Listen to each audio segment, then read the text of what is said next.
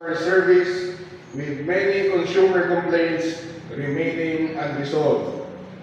What is most disturbing, Mr. Presiding Officer, is that the prime water representative present at the hearing chose not to respond to these serious issues, opting for silence rather than accountability. My dear colleagues, I ask, how can we remain silent while our people suffer daily from a basic failure in water service, an essential need tied directly to health, sanitation, and human dignity?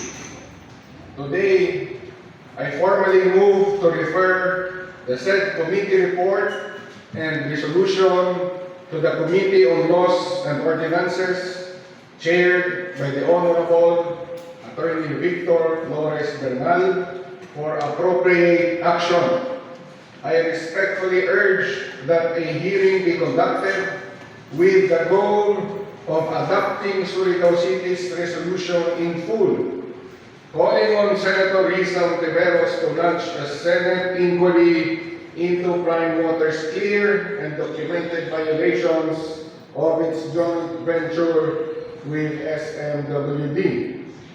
Senator Ontiveros has previously voiced concern over the questionable practices of prime water concessionaires across the country. This is our chance to add our voices to the growing national call for transparency, accountability, and meaningful reform. In closing, let this action stand as a testament to our collective resolve to protect the right of every Surigaonon to clean, safe, and reliable water.